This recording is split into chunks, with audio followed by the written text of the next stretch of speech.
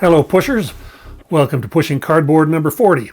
I've got another big episode this time, even though it's only been a couple weeks since the last one. I did a bunch of interviews down in San Diego and I want to get them released while they're still relatively fresh. So here we go. This time out, you'll hear from designer and author Maurice Suckling. His most recent game is Operation Barclay, and he also has a great new book, Paper Time Machines. And then you'll also hear from Justin Fassino. Some of you may already know him as Justigard on YouTube. He has his first ever design ready to come out from GMT. It's called Seljuk, Byzantium Beseiged. I thought it'd be interesting to speak with someone having their first game published and going through the P500 system for the first time. But I'm not forgetting to have a look at a new game, or a game anyway. This time around, it's España 1936.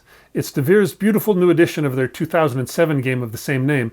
And of course, we'll have a bit of news, new additions to the collection, and whatever else crosses my mind. This episode of Pushing Cardboard is sponsored by Noble Knight Games. If there's a game you need, they've got it. They're a treasure trove of out-of-print games you'd given up hope of ever finding. I encourage you to try them out. And if you do, please use the link found in either the newsletter or on the website.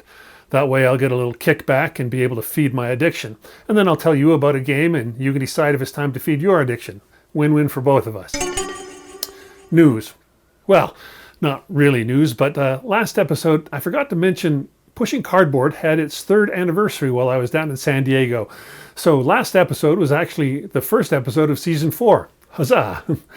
Speaking of last episode, I noted that GMT had dropped the P500s for 2 items in Carl Paradise's No Retreat series. I wondered if it meant no more No Retreat at GMT or no more No Retreat anywhere. Carl let me know that the P500 numbers had been sluggish, but also that he didn't lob GMT very hard on their behalf, and that his focus had gone to his new Napoleonic game. That said, there is still a new edition of No Retreat number 1, the Russian front, coming out from GMT. And Carl went on to say that he's looking for a way to publish his new version of No Retreat number 2, North Africa, as it has some changes that he's excited about. No definite plans for an update kit anymore, as GMT is out of the picture on that one. But who knows, maybe C3I magazine would be interested? Carl is definitely still interested in this series, but it's up in the air if it will land with a new publisher. And here's another bit of Pushing Cardboard news. Just as we are an affiliate of Noble Knight, we are also an affiliate of the excellent storage solution wizards Cube for Me. Check out the website or newsletter for my link. Use it to order their trays and then they'll know I sent you. They're in Poland, but I was amazed at how reasonable the shipping was. Oh, and more about Pushing Cardboard. There's a poll up asking what are your favorite games from the past 2 years. It's in the poll section on the website. Check it out. You can log in beforehand or not. It doesn't require being registered to take part. I switched to best games of the past 2 years last time instead of just the best games of the past year, as I found so many players responded that they just hadn't played the newest games yet. So this gives you a little more time. New games to the collection. Ha! Well, this list is much shorter as this episode is coming out so soon after the previous one. In fact, there's just one game. My Kickstarter edition of Tactical Commander from Trafalgar Editions just arrived. It's a World War II East Front tactical card game. I'm not at all sure how it works. There's a board, but there's also cards for the units and then counters that correspond to the cards and these counters go on the boards. I don't know. It looks very interesting. I can't wait to try it out. Okay, on to the first interview. I should note before we go that these interviews were audio only, so those of you listening to this on YouTube will have to make do with whatever images I throw up on the video, but I hope the conversation remains interesting all the same. Justin Fassino. Well, many of you YouTube fans will know Justin from his channel under the name Justigard. I love his videos on conventions where he walks the floor and looks at what everyone else is playing, talks to the players, very much like a TV man on the street style interview. But Justin is also a designer and is soon to have his first design finally published, Seljuk Byzantium Beseiged. It's in art and final edits at GMT. I thought it'd be interesting to speak with a designer going through the publishing process for the first time. So here's our conversation.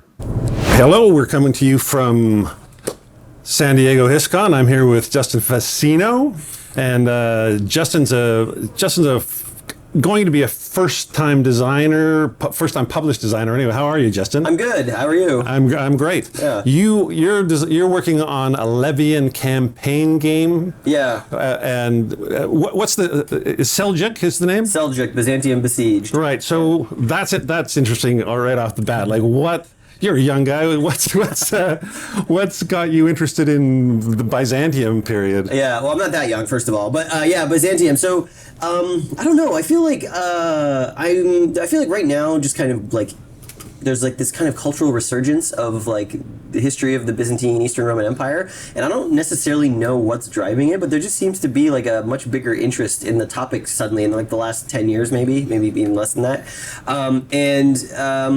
You know, what got me interested in it? I think there's something kind of tragic, like when you think about the Byzantine Empire, there's something kind of tragic about it, right? Like it comes out of the Western Roman Empire. It's a continuation of the Roman Empire, you know, after the West falls, and it lasts for another 1,000 years, basically, with, you know, continuing sort of like that identity of being Roman, right, all the way up to what most people, I guess, would consider the start of the or the end of the Middle Ages or the medieval period, and the fact that like it's not around anymore, like the empire is gone, the culture is gone, like elements of it still exist, or basically Orthodox Christianity and all that stuff, but like, you know, this spirit of this empire that came from Rome and managed to persist, and then it was all gone, and like all we have of it are archaeological traces and documentary traces. There's not like one culture or person, you know, that you could point to that says like, oh, this was the inheritors of the Byzantine Empire. I think there's just something kind of like romantic and tragic about that. So yeah, I mean, personally, that's kind of why I got interested in it. And also, there's a fantastic podcast called The History of Byzantium that was started as a response and continuation to the history of Rome. Right, Duncan's great podcast. Yeah, exactly. So Robin, the host of History of Byzantium, was like, well, he basically was like, I want to know what happens after 476. Like, what comes next? And so he was like, I'm going to do that. And he does an incredible job. It's really well produced. He's got a great voice for podcasting and radio, and he does a great job, I think, and this is one of the reasons why I think wargamers maybe are starting to pay more attention to Byzantium, is that he does a really good job of making a narrative history out of it. It's not just the dates and places and people, it's the story of the empire, and I think that's really compelling, right? It's very dramatic, and games kind of give us that same thing. So in my mind, I was like, why aren't there more games about this topic? You know, so rich for material. There's so few, and it's 1,000 years of history. 1,000 years. So the game you're working on, what point in that 1,000-year arc is your game set? Yeah, so it is set between the years of 1068 and 1071, which is actually a very natural historical bookend, especially for Levy and Campaign. Obviously, Levy and Campaign, if you've played it before, is you're taking the role of kind of a faction, and they have all these individual personalities that lead the armies, the lords of Levy and Campaign. They really drive all the action. So it's already a very personal focused scope of the game. And 1068 to 1071 would be what most people would consider sort of the end of the last quote unquote golden age of the empire.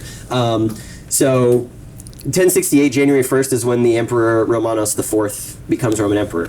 And he's the emperor when the Battle of Manzikert happens, which is probably the most famous battle, one of the most famous battles in Byzantine history, in 1071. And he's captured, right? He's one of the few Roman emperors who's ever been captured in battle, right? And so that 4-year period is a perfect bookend for a game about people, because really, ostensibly, the game is about him and the Sultan, his enemy, Alp Arslan, because that 4-year period is sort of the heyday of their rule and their operations and stuff. And it fits like right smack in the middle almost of the Levy campaign, and of the Byzantine Empire, yes, right? Sort of like 500 to 1500, roughly. Right? Yeah, exactly. And also the Battle of Manzikert, obviously, is sort of a lot of historians and just point to the Battle of Manzikert as sort of the very first moment that started this slow cycle, right? It wasn't linear; it was kind of up and down, but the slow cycle of decline until 1453. It was the last time, prior to Manzikert, was the last time that the interior of Anatolia was Byzantine. After that, they only really have control of the coastal regions around the Anatolian Peninsula. So it's a very important point in terms of the empire, and also, and I don't want to neglect the Turkish side of this, the Seljuk Empire's rise, right? The Seljuks move in, the Turks settle Anatolia, and they have never left since. The reason Turkey is Turkey now in Turkish is because, partially because the Battle of Manzikert was a defeat. And, well, right, so when they were when it finally all ended, the Turks took over the area, but they were called the Turks at that time. Yeah, so this is where researching the history, I wanted to make sure that the history of both sides it was accurately reflected.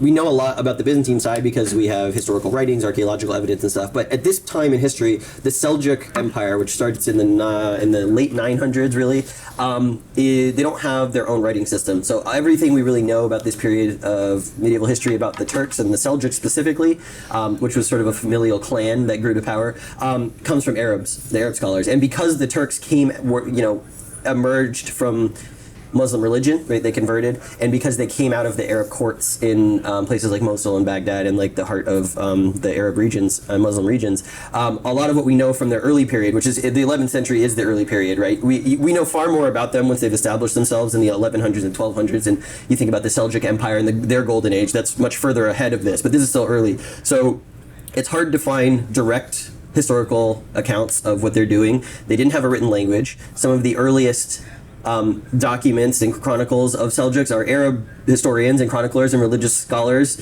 translating essentially what they hear orally about the Turks from them directly or from other Arab scholars, and then writing it down. So you're kind of getting a little bit of a diffusion of the reality. So it's kind of a murky origination. We know the people, we don't necessarily know how. We don't know how they got so big or so powerful necessarily. I mean, there's some evidence for that. But yeah, so I just wanted to make sure that was represented, because they're not a monolithic political group. You've got the Sultan, right, which is a title given to him by the Abbasid Caliph, the head of the Muslim religion, who at this point is more of a figurehead rather than an actual political power. All the political and military power is with the Seljuks. But there is still a religious element, kind of like if you imagine the Pope in Christianity, where he's like the religious head of the Western world, but he's not the military, that's kind of that, a little parallel. And so the Turks are not like a unified thing. You've got the aristocracy, the landed nobility, the titles, and who are sanctioned by the Caliph, but you've also got all of these tribes from Central Asia who are Turkish, and who are pagan or believe in other things and are not sort of part of the empire. They're not ruled necessarily directly, but they are loose cultural and cultural allies for the most part, sometimes religious, and they have their own agendas. And so keeping this loose confederation kind of together and angled towards the same objectives, that was one of the big challenges that the Sultan Alp Arslan faced, and that's why he was always going back to the Middle East and Central Asia to do conquest and stuff to bring those peoples under his reign. So when we think about the Seljuks versus the Byzantines, the Byzantine Empire is very easy to understand. A centralized state with a centralized political body and belief system and a centralized army, right? That's very easy for us to understand in modern terms. With the Seljuk side, it was much different. And so I've tried to, in the Levian campaign, reflect some of that political difference with the way that the Seljuks play, how they score points, even down to like individual lords, when the capabilities they can equip and sort of what they're better at versus, and what their force makeup is versus some of the other ones. It makes me think a little bit of Rome going into Gaul. Mm-hmm. Rome is monolithic, and Gaul is there's 10 different tribes of varying, and there's no centralized authority. There's the toughest, and that's about it. Exactly, and in that example, it would just be like the reverse. Imagine if all of those confederated, or all of those fractured Gallic tribes and stuff. Imagine a few of them started to raid down into Rome, right. and Rome had to respond, and then suddenly they started to ally with each other potentially, and so cause conflict. That's essentially what was happening. Right, and which eventually happens later, not so much from the Gauls, but more from the other Germans. Tribes. Yeah, exactly. Well, so this is the first wargame you've designed. It is, yeah. Have you been a long-time wargamer? What's your wargaming history? Yeah, I have. Well, I don't know. I'm definitely not as long wargaming as maybe some of the people at this convention or just in general. But so I started wargaming in, I would say, probably end of 2013, probably end of 2013. And that was because I watched a YouTube. I was into board games. I've been into board games my whole life, but I wasn't playing war games or any really historical games. That was a foreign concept to me. I watched a YouTube video review of Andean Abyss, which is the first coin game. And I remember thinking, through a channel I followed, and I remember thinking, what a weird topic for a board game. Who would come up with that? Why would they make that? Volker would be so happy to hear you say that. I've told him this on a number of occasions about this, but there was something about that I was like, I'd really like to experience that. What's that about? I've never played a board game that's about modeling the Colombian drug war of the 90s. What a crazy niche thing. So I ended up picking up a copy after I watched a little bit about it and read about it, and it sounded really interesting. I'm a huge fan of asymmetry. I think that's why there's a lot more asymmetry in Seljuk, because I just like those games that have that design. And I loved what I played of Andean Abyss. I thought it was so interesting and so unique, and that kind of got me on the train of looking at more war games. From there, I went to other coin games like A Distant Plain, Twilight Struggle, Wilderness War, a lot of like the card-driven stuff really appealed to me. And of course, as any wargamer knows, once you get on the train, it's hard to get off, and I just took off. And so now I own way too many games, and most of them are war games. So yeah. So you started with the coin games, which is Volkos, and then meld into Levian Campaign, which is Volkos. But Volkos. Did you have the idea for the game before he started the Levian Campaign series? Was that sprung you? It was actually a confluence of two things, which was Nevsky had just come out, and I had played it with my friend, and we were just, because it's such a different, unique game, Levian Campaign. It really forces you to think in ways that most games don't, and it plays so differently. We played Nevsky, and hilariously, that first game in Nevsky, it was like a race to see whose army could starve first and lose. Totally. We didn't know what we were doing, but we kept playing it. We really liked the mechanics at play, and we kept playing it. We played 4 or 5 games over the span of like, 3 weeks or so, and every time we played, we got further into the game, we learned the lessons about how you play well, and it just kept revealing itself as like a really deep system for gaming. So I really liked that about it. At the same time that was happening, I was listening to the history of Byzantium to and from work, and when I had downtime and stuff, and I just so happened to be listening to the episode about the Battle of Manzikert, which is a spectacular episode. It's episode 193 on the history of Byzantium. Even if you listen to nothing else, if you want to understand what Seljuk as a game is about, listen to that episode. Great. It's 2 hours long. He does an amazing job talking about all the political and narrative context around why what happened. But what struck me the most was his narrative telling matched up almost perfectly with the modeling mechanics that Volko had come up with for medieval campaigning, right? All of the same challenges and issues that are in the game from Nevsky or in the system were present in the narrative history. And a light bulb in my head was like, this would make such an incredible game. It's mapped almost perfectly for like what this game system is for and what actually happened. So I sent him an email shortly after that, and I was like, hey, playing Nevsky, really love it. I just wanted to let you know this would be a perfect for medieval Byzantium. If anyone's looking at designing for the system, or if you're planning on doing more games, I think you should look at the history. It's really great. And he responded to me, and he's like, yeah, you should do that. Yeah. And I was like, okay, but I've never designed a game before. He's like, you just try it. And so that kind of and then as those emails exchanges were happening, COVID started. So no one could go anywhere, no one could do anything, a lot of free time. So I said, well, I will try it, and that is kind of what got me down this road. And obviously having played a lot of war games helps to like get a design going, and additionally, starting with an established system that has a core solid rule set that is like really good, that really helps, because as a first-time designer, when I come to events like this and I see first-time designers with games that they've come up with a whole cloth from their head, I'm like, how do you even conceive of this existing all at once? And so having that sort of stepping stone of like something that's established that you can then build on top of was a huge boon. And I'm so grateful that Volko is so supportive of people doing that with his systems and his rule sets. And that whole there's a Discord server that's just devoted to Levian Campaign.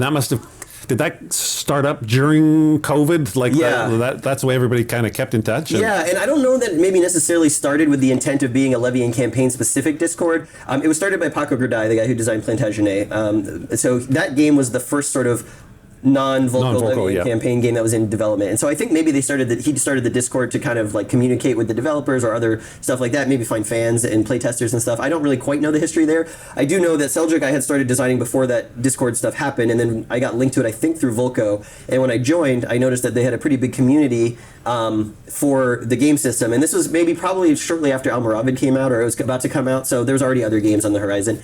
And I noticed that there were a lot of people who had ideas, like in the same way that I did, which was, this system would be perfect for this conflict, or people had a really nice, a favorite era of history, but they wanted to give game design a try, and they couldn't create it themselves, I don't know, whatever the reason was. And so people started flocking to it, designers and whatnot, and it was very open. Like, if you wanted to invite to go, you just go, and if you wanted to propose a game project, they'd create a sub-channel for you, and you could, lay out what you were thinking, get feedback from people, and however far you wanted to take it, there was a space to do that. And so it's just grown over the several years to be all about, in the same way that like the Coin Discord did, to be all about the system and the people who are passionate about it, and people who are passionate about history and exploring where could the system go if you take it out of the medieval period, which we've seen now with the Pipoli and Jason.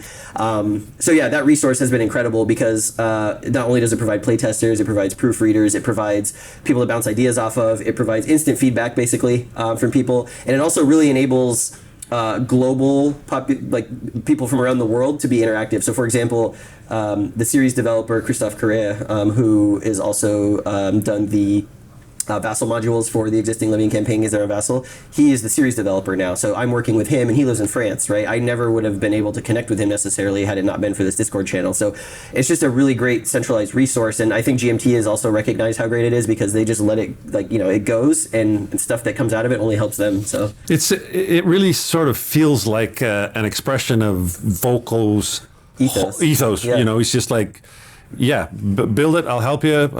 I don't feel like you're taking anything away. I love to see what somebody does that I didn't think of. Yeah. He's thrilled by that sort of stuff. Absolutely, and he's great about supporting the designers. I know when I was designing Seljuk, I had an early prototype. I was like, would you like to play test with me just for a turn or two to see what you think? And he spent a couple hours one night with me play testing it on Tabletop Simulator, actually, which is a lot easier for me to have created a digital version than Vassal. And it's just so nice to do that. And he provided lots of feedback about the mechanics and stuff. And he's in there, chatting with folks, poking around, looking at stuff. Like he's always engaged. It's not like he's off to other things. But I think to your point, seeing something that you create flourish in the hands of others, it must be so rewarding. Right? Yeah, he's spoken about that. Yeah. There's such a big community there. Have you had the need to say, hey, I'm stuck on, I've got this problem. How else did somebody solve this? Or does anybody have an idea? Or does that happen? There's a fair bit of that, and actually, something like that actually happened with Seljuk. So in an earlier iteration of Seljuk, one of my key concerns was how do we get the players to be incentivized to make decisions that would be historically plausible without having to script rules or you don't want any of that Iron Maiden stuff that's forces stuff. Right, and also the system, Libyan campaign in particular, really is a sandbox for all of the games, right? A lot of them you can kind of decide what you want to do. It's stuff historically, whatever. So that has always been front and center in my mind in terms of getting the incentive structure right so that the game would hopefully lead to a battle of Manzikert or a big battle like Manzikert at some point during the game. Right. And the asymmetry, it also makes it much more complex to design for. So one of the things that we ended up talking about, me and Christoph, the developer, when we were doing early playtesting, I think even before he was assigned as the developer, it may have been right afterwards, was the Ravage mechanic, and talking about other games in the series. Sometimes people felt that you could just march past each other and ravage each other's territories, and it's whoever did that better would get more victory points and win, right? And ravaging is such a key part of the Seljuk campaigns against the Byzantines in particular. That was mostly what they were doing. There was a lot less open battle unless the Romans were forcing it. So I wanted to make sure that Ravage was an important mechanic. And Christoph, actually, we were looking at it and being well, it doesn't quite feel right. What is the incentive structure for the Seljuks to not ravage, right? Or to ravage in ahistorical ways, or for the Roman player to just ignore it and go ravage himself. And what we came up with was actually tied into one of the other features of the game, which is the themata. And Christoph had this idea. He said, well, what if when you ravage as the Seljuks, there's a chance that you could block the ravage? What if these units, these provincial units that are localized in these geographic areas, what if they could sort of counter patrol the ravaging armies? And so that created that kind of spurred a discussion between us, and I did a few iterations of design, and we ended up with the ravage system that we have now, which is the Roman player ravages just like any other Libyan campaign faction. You'd spend the command, you put the ravage marker down, you score. When the Seljuks ravage, they have a choice. They can spend 2 commands to ravage, and that automatically succeeds. They put it down. But if they only spend 1 command to ravage, then the Roman player, if they have available themata units on the map in these provinces, can try and defend. So these units are actually on the map, they are sort of like garrison or exactly. Provincial. Yeah, exactly. So and they can prevent the ravage if they roll well enough. And what they're risking to do that is that if they fail the roll, the unit's eliminated. So you get this... They have a limited amount then. Exactly. There's a finite amount of them. And you also get a really nice decision space for the players because each side has a choice to make about what they're doing. The Seljuk player can slow down and guarantee the ravage, but then they're not getting as much as they need. And the Roman player can risk or not their units to stop the ravage if they want. And so it makes the Ravage system much more interactive, and there's much more conflict around it. And so it's not just the battles that are in conflict, right? And so it feels really, really good. And Christoph was the one who had the seed for that idea. And we play tested a couple different ways to work that out and do it. And so, the other play testers in the Discord server, then we showed them that version, and they really liked it. They thought it was a really cool mechanic to make ravaging as more interactive between the players. And so, the Discord community has been super thoughtful and contributed a lot in the feedback of the game. And that, what you just described, how you took like a core mechanic but twisted it, that's the key to what makes the system interesting for Volko.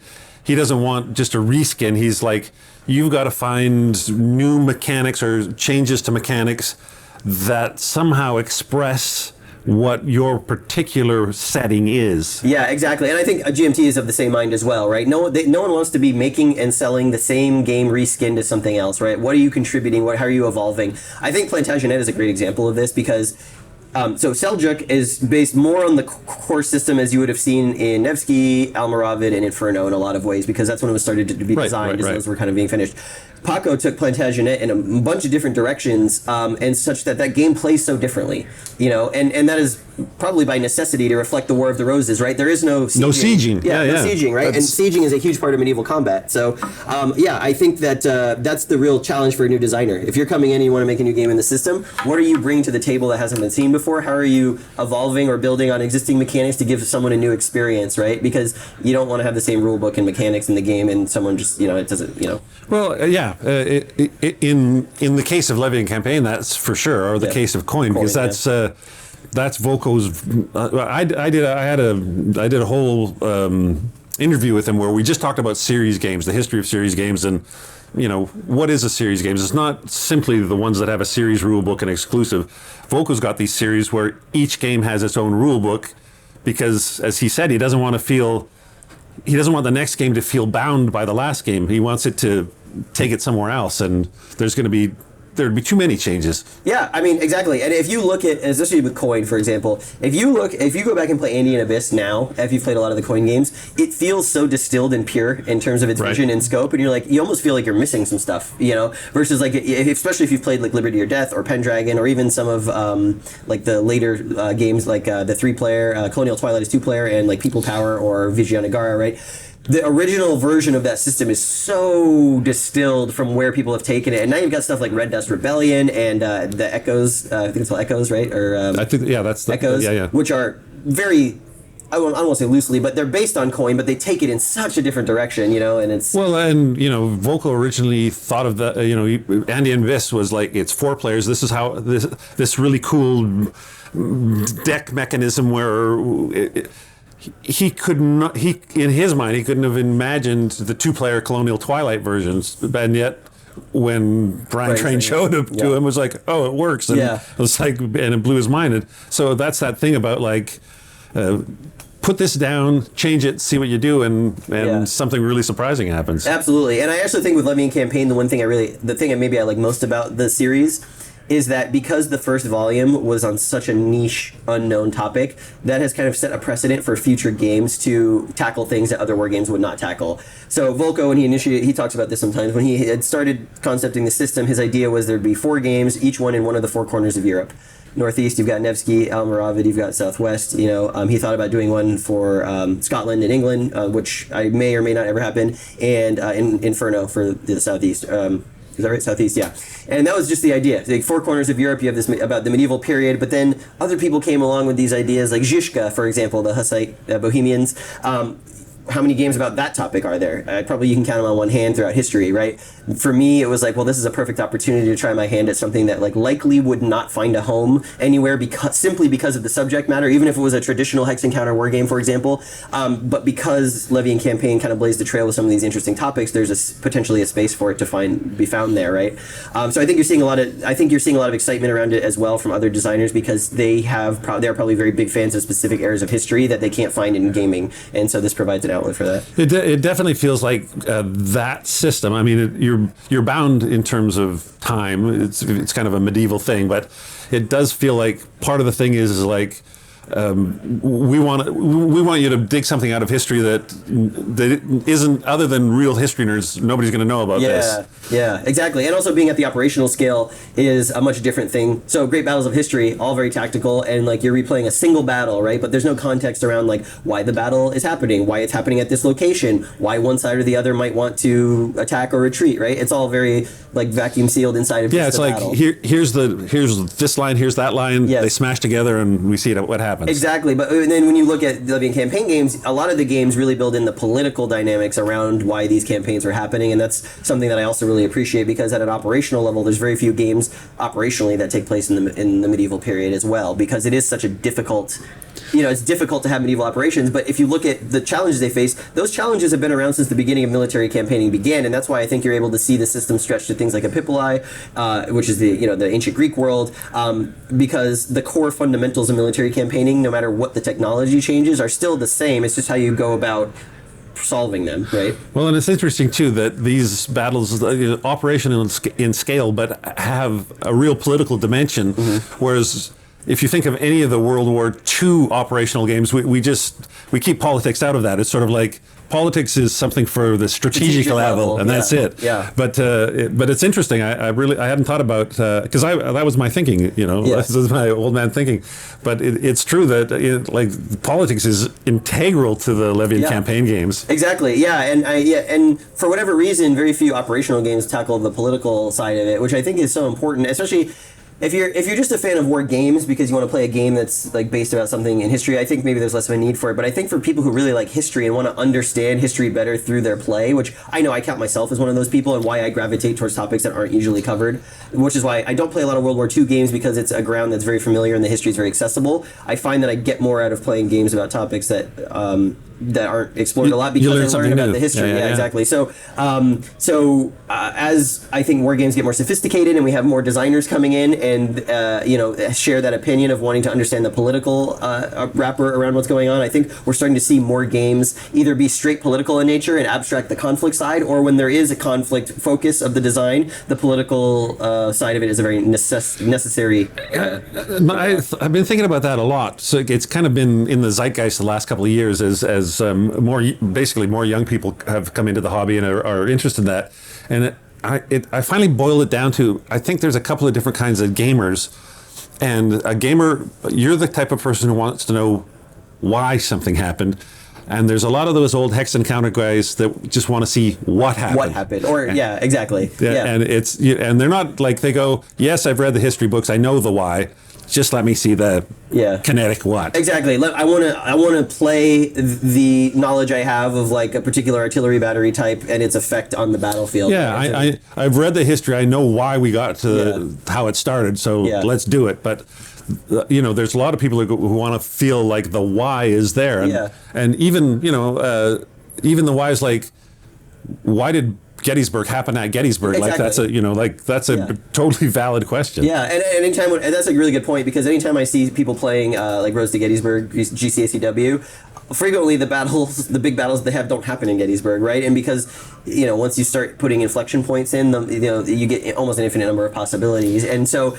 I think the counterfactual history is actually a very valuable thing about games. And I know some people don't like it when you can have counterfactuals happen, but I actually think that counterfactuals really illustrate why the factuals existed sometimes. And in Seljuk in particular, like I said, going back to what I was talking about, where I'm trying to incentivize players to really want to have one big battle at the end to really decide the game, there's a reason that happened. And so if you can create the right incentive structure without telling people you must do this, players get the experience of the commander or of the political entity that is like responsible for this conflict, and I think that's so much more valuable than just being forced to have one specific action that you do. If you're playing a war game, as soon as you make the first move, you're into counterfactual or alternate history, whatever.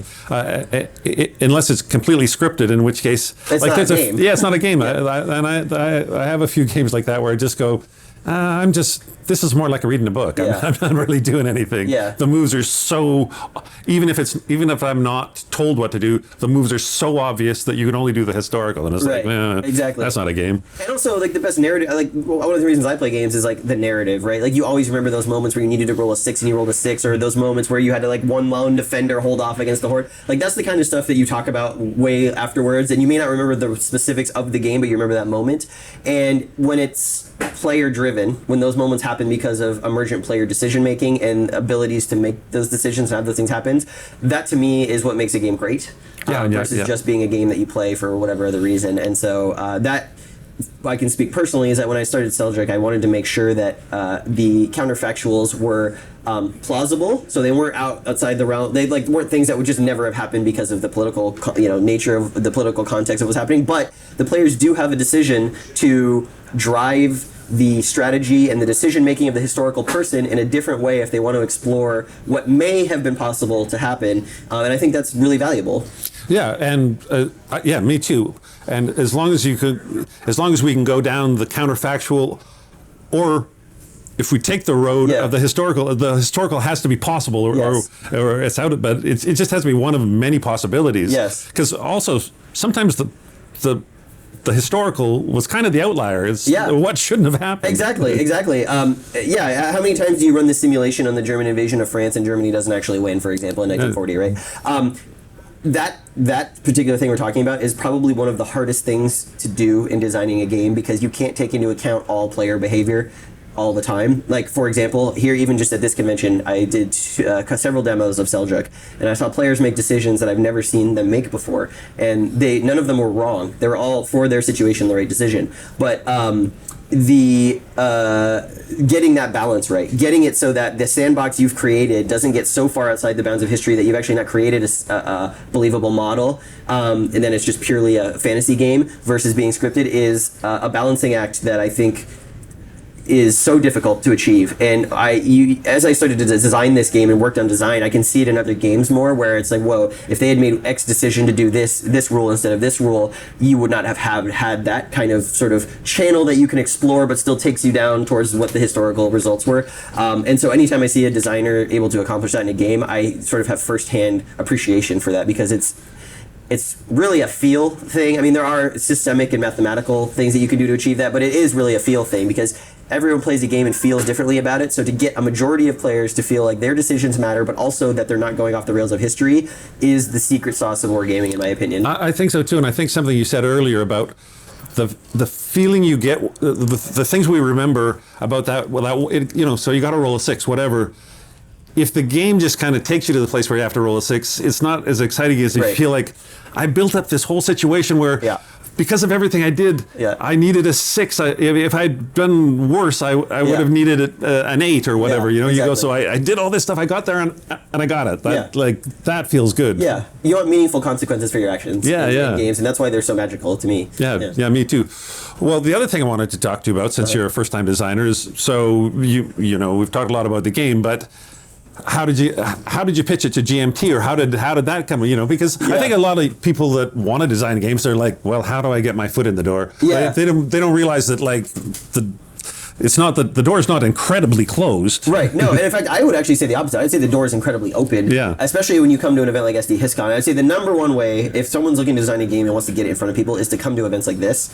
There are so many designers and publishers here who are so willing to look and play, even just for a little bit, stuff that people bring. I have seen so many prototypes this year for people who are first-time designers at this convention specifically, and I'm sure it's happening at other conventions around the country as well. And if you just keep showing up at those things, eventually someone will take notice if you've got a good design, or if you don't, you'll get feedback from the people who are responsible for good designs, and you just keep working at it. So that, I think, is the main one. I don't think there's very few people, at least that I've met in the wargaming space, from both the publishing side and the designing side, that are closed off and don't want people to succeed. It feels very collaborative and very supportive, in the sense that people want to see cool games, and if you have cool ideas, people want to check them out, and if they think there's problems, they'll give feedback. And so as long as you approach showing your game with an air and an openness to receive critical feedback, then I think you will find a home at some point, because there are so many publishers now than there were even 10 years ago when I started wargaming, and even before that.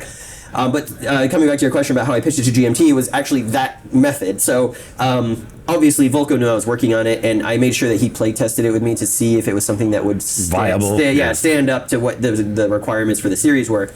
But once he played it and liked it, and he was on board, he really did advocate and helped. And I told him, hey, I'm gonna go to GMT weekend at the warehouse. Would it be weird if I brought this prototype? Because there's no guarantee that they'd want it. There's no guarantee the series would have gone to, it's gonna be volume 5 volumes, And he's like, yeah, you should take it. He's like, I'll just let Gene know that you're gonna be there. You should meet with him. So I took it to GMT weekend at the warehouse, and I sat down, and Gene made some time, because Volko told him I'd be there, and he did that with every prototype that was there, by the way. He made some time to take a look at it, but also to get to know me, and that's much more GMT's motto, is they want to know the people they're working with. That's way more important to them than the game, and then if they have a good game, that's great.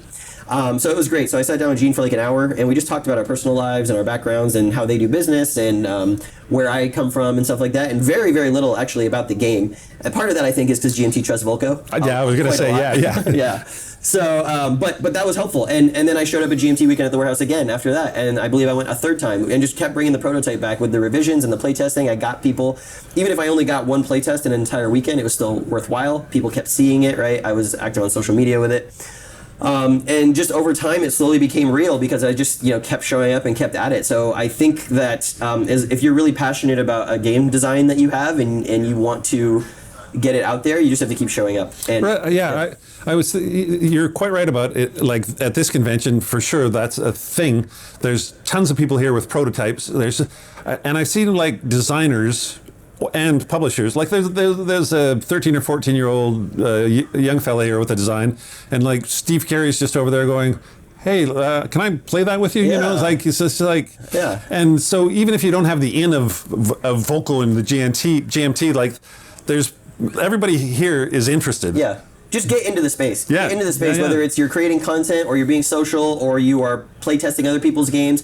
The best way, actually, and this has been a theme of conversation that I've had around the convention this weekend, is, they say if you want to become a better writer, read a lot. It's the same with game design. Play lots and lots of different games. Play prototypes. Play good ones. Play bad ones. And those will all inform your decision making when it comes to designing stuff and give you ideas and mechanics and other things that you want to try and encapsulate with your design. And that will also help. So you don't even necessarily need direct feedback, but playing a lot of games helps. And even if your convention doesn't have any designers at it, it's just a gaming convention, still go. Get people to play it. Get people to take a look at it. You never know who show up, and also the more. So my philosophy when I started Seljuk was, even if it doesn't become a real project, even if it is something that GMT passes on and no one wants to publish, I at least have still made a physical prototype that is playable, that is a game about something I want to play about. And if that is all that it becomes, that's good enough for me. So I think if you have that kind of attitude as well, no matter whether it's published or not, if you've created something in the world that other people can experience, like that's still not nothing. You know what I mean? Well, two things about that. One is I find with a lot of designers, they kind of before they don't always manage to pitch or sell their first design, but they kind of get hooked on design too, and so they've got 5 different things kind of on the burner, and then one sticks. So like I've talked to lots of designers on the podcast, and that's been a familiar story. But the other one, going back to something else you said about like keep playing games, I've noticed in my interviews with designers that the top designers, like the guys that you think have got it in the bag, they just, they could design in their sleep. Those are the guys that say, I'm always playing new games. Yep. I'm just like guys like John Butterfield, Volko, Mark Herman, like those guys, they never quit playing games. I had that exact conversation with Cole Wehrle the first night that we were here. And obviously he's such an interesting guy, and the way he thinks about games is so captivating, and like his thought process behind stuff. And he and I actually share a lot of the same tastes about specific games. So we're both big fans of the Library of Napoleonic Battles and stuff, so we talk about that a lot. But yeah, just even getting their perspective on new games that they've played. So one of the fun conversations I had with Cole was, what new game have you played that you really liked? What new game have you played that you really liked? Or what game have you played recently that you hated? So we had a whole conversation about Tanto Manta yesterday or a couple nights ago, and whether we liked it or not, and what we liked about it or what we didn't like about it and stuff like that. And it was really interesting to get his perspective about specifically what he didn't like or what he did like. And how that relates to me. And then I look at his game designs and I see, his perspective about this particular philosophy of a designed game that we've both played shows up in his designs. What can you learn from a designer's problem solving, right? Even if they tell you about something that's they struggled with, that was very difficult for them. I was talking to him about the way that Oath, the new expansion that they're doing that kind of changes the game, how that came to be and how they approached adding more content to Oath, which ostensibly, quote unquote, was a finished product. And that was just such an interesting, fascinating conversation to understand how he approaches design and how that expresses itself in the games of his that I've played. John Company, Arcs, right? The genius behind those games and where that comes from and why he would make a certain choice about that stuff versus how I would do it. And maybe in the future I wouldn't make that choice because I see how his perspective is correct. Even that is just very helpful, and like even if you don't have a game that you want to design or you're designing something currently, like having those conversations might kickstart you into I want to try this. And sometimes it's not the whole game. Sometimes there's just like the game as a whole, B plus, A minus, whatever. But it had this mechanic that just intrigued me, and and it made me think, wouldn't it work great for that situation? Yeah, that's actually coming back to Seljuk real quick. That's actually one of the genesis points of Seljuk was playing Nevsky. There's one capability, or maybe two, in that game for the Rus player, which is the Kipchak and Mongol Asiatic horse. So there's just like a couple of these Asiatic horse units who are like not armored whatsoever, but they have bows and they can like evade melee combat, right? And they're, you may or may not have them in your game of Nevsky, but they're just like this weird oddity in the force pool makeup of that game. And I thought, man, wouldn't it be cool if there was a whole game based around the idea that one side was predominantly like this very fast, mobile, lightly armored horse archer, and the other side was like this slow, lumbering, armored, European army, basically. And that also kind of got me thinking, among the other confluence of factors when I started designing Seljuk, and I just kind of wanted to take that thought to the extreme. And we kind of did that in Seljuk. I mean, most of the Seljuk lords have mostly Turkic horse, and they are mostly glass cannons. They have really strong archery, but if you can, as the Roman player, stand in against that archery and survive, your melee punchback and your armored units will absolutely devastate them. Right. So there's a really nice little cat and mouse of like, what capabilities do you have that I'm then going to counter capability? Do I want to attack you or always evade? Who's the defender in a battle? There's a lot of really interesting asymmetric force pool stuff there. And that all came from looking at a game and being like, this is really fascinating, this mechanic. Is there a basis of a whole game or even part of a game around it? Yeah. Right. Yeah. Well, to get closer to wrapping up, then, where are we with Seljuk in terms of like when are people going to see it? It's long past its P500. Yes. It's made that. It's all that. So it's past. Are you final art? Have you done that? Is that all done? Or we're closing on the very end. I, more than anyone else, I think, even the people awaiting it to go to production, want it to be out there. I've been working on it since 2020, so it's been a long time. We're at the very end. A couple days before coming to San Diego, I got the first final rules layout art from GMT. So me and Christoph are proofing that right now. We're doing the final proofing of the first draft of the playbook. And those are really the two major tasks left to be done. We have a few corrections we need to make on some of the stuff, but all the final art for the cards, the map, the player aids, and the box is all done. So that's all ready to go, and the counters all done, all ready to go. So we're just in that very laborious end phase where you want to make sure all the documentation is correct, it matches, there's no errata. Christoph is very, very good at catching misalignments between different documents, and so we're just taking a fine-tooth comb through all of this stuff. So I sat 2 days ago or 3 days ago, I sat at my computer for 3 hours, and I read the Seljuk rulebook front to back, top to bottom, to make sure I was catching stuff, and then we're going to do another round, send back the corrections to GMT, they're going to send us back. So it's really just a back and forth proofing at this point. And it's got to be the most awful part of the whole process in many ways. It is certainly the least fun. Yeah. And I knew when I started, I'm like, if this ever becomes a real game, I'm going to get to this point and it's going to suck. Yeah. And here we are. And it is the most tedious. It is very laborious, so it takes a lot of man hours to do it, but it is also the most important for the end consumer because it needs to be all tight and correct. We want as few errata and clarifications as we can possibly have. And so we're aiming for that. I think it's almost impossible to catch it all, especially with how complex the Living Campaign system is, but we're trying. And so, once that's all done, my personal goal is to have all that done before Christmas so that we can send say GMT, we are done with this, and then they can take it for the production step, and that will be based on their pipeline and stuff like that. So that's my goal. And we'll see how that goes. But I'm fairly confident at this point that it'll be out in 2025. Yeah, 2025, hopefully first half of the year. Yeah. Well, it's been great talking to you and great getting the perspective of a first-time designer. Thanks so much for having me, Grant. It's really awesome. Well, great. Enjoy the rest of the convention. Yeah, you too.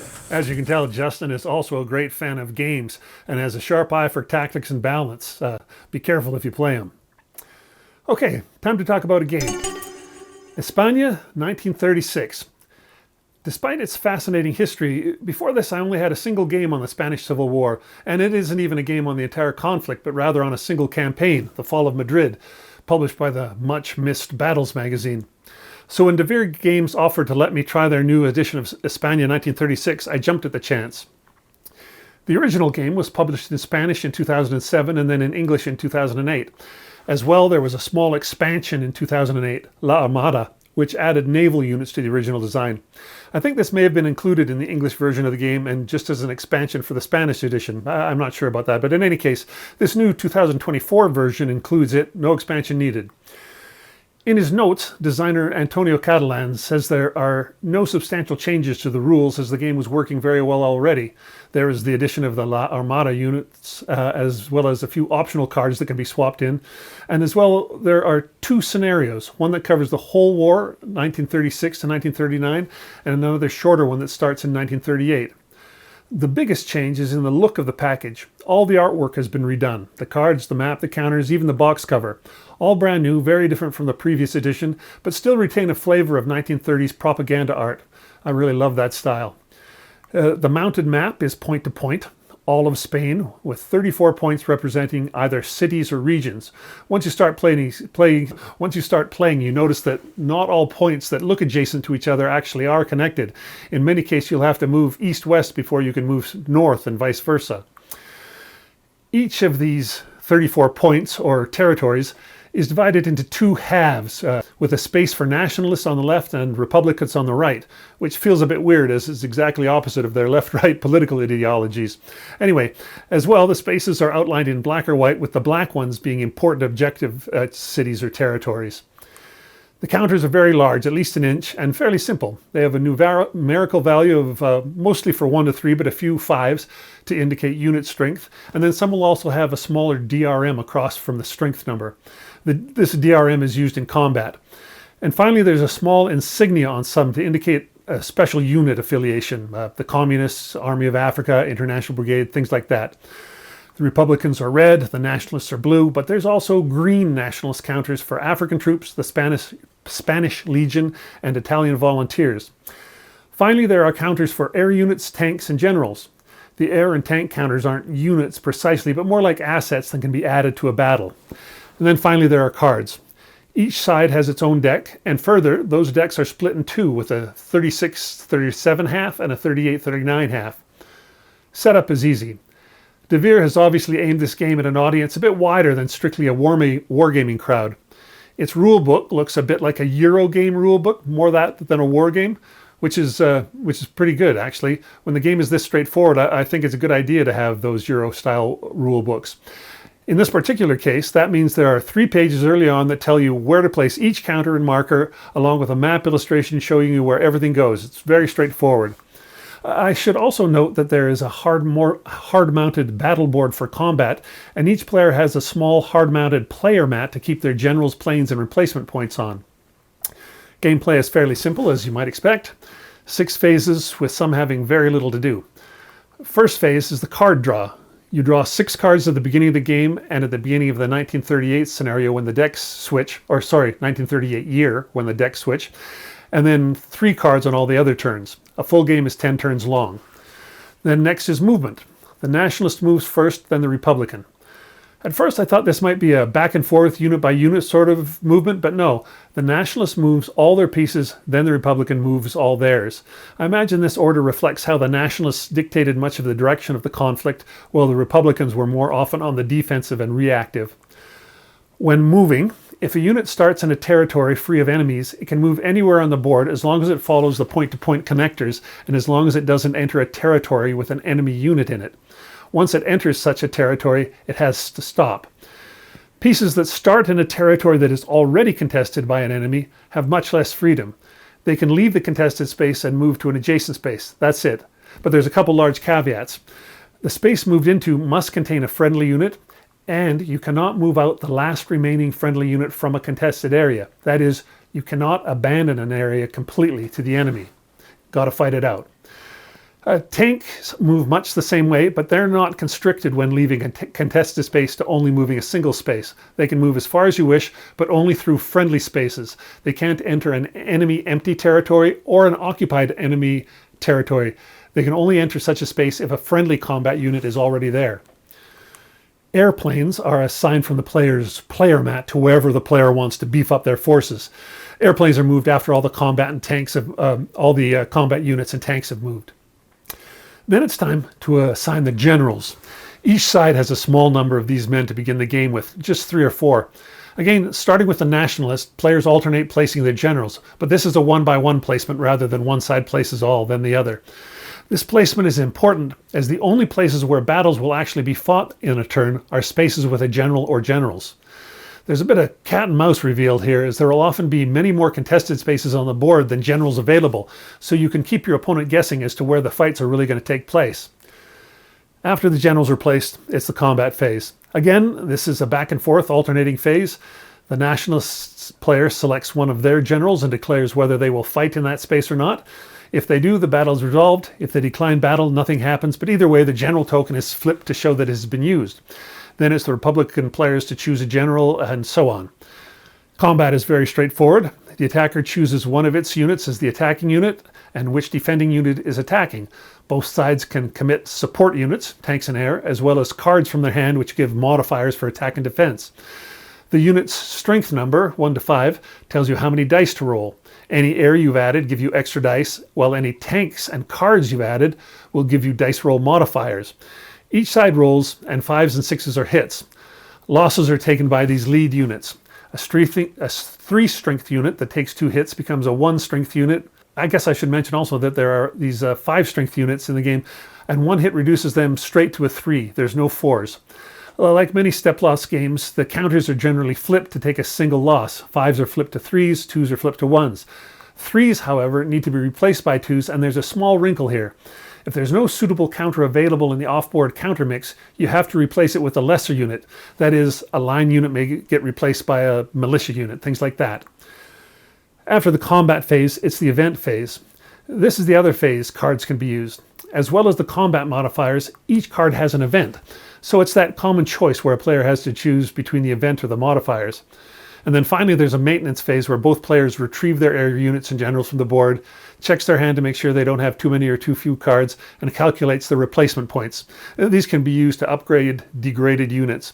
And then it's on to the next turn. Victory is determined by control of the black territory spaces. If you manage to control 8 at the end of the turn, you win and game ends. There's also a few other automatic victory conditions, such as the nationalist winning immediately if they control Madrid by turn 3. But if none of these conditions are met by the end of the game, the calculator for replacement points is made again, and the side with the most replacement points is the winner, just by a whisker. There's quite a few variant and optional rules provided as well, some granting it a bit more chrome, some dealing with what-if situations, and some forcing a more strictly historical playing. I've only played the main game and have yet to try the Armada rules, but that felt like quite enough. I didn't feel like the main game was lacking in any sense, and I don't think adding optional rules was going to complete the game in any way. It was just going to add more things to it. The nationalists definitely have the stronger forces and are on the offensive more often. To balance this, the Republicans get to move second, and so they get to react. As well, the Republican has a card that allows them a free offensive one turn that happens before the Nationalist even gets to move. So it's not all defense for the Republicans all the time. The cards are the spice of the game. They grant upgrades to units, or they can add new units. They can call for the withdrawal of an enemy unit. They can give a special advantage that lasts through the whole turn.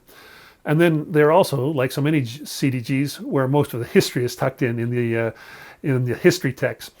In terms of gameplay, I imagine players who have played many times will begin to know the decks and know which cards to look out for and fear. I got to say, it's rare for me to play a game often enough to learn the deck. Even if I play it multiple times, it's usually not back to back to back to back. So the cards were fun and always a surprise when I was playing. The other big part is the placement of the generals.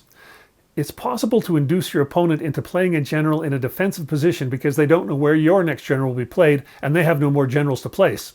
The nationalists can also make the Republicans build up forces in non-vital areas just due to the threat of a general being placed there. All of this felt fairly thematic.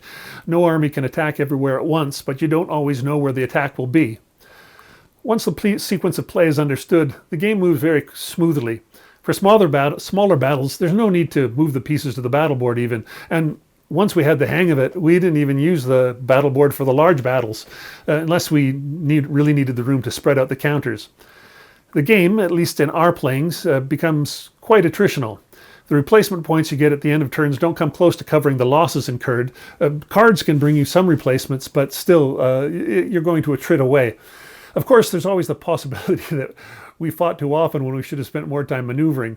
It's easy to fall into the trap of just slugging it out when you're playing a new game. The Republicans feel harder to play, at least initially. I'm not suggesting the game is unbalanced, just with the Republican, you have to find ways to put the nationalist on the back foot every once in a while or you're going to get steamrolled. And I'm guessing that if you do get into a straight slugfest, the nationalist is going to win more often than not.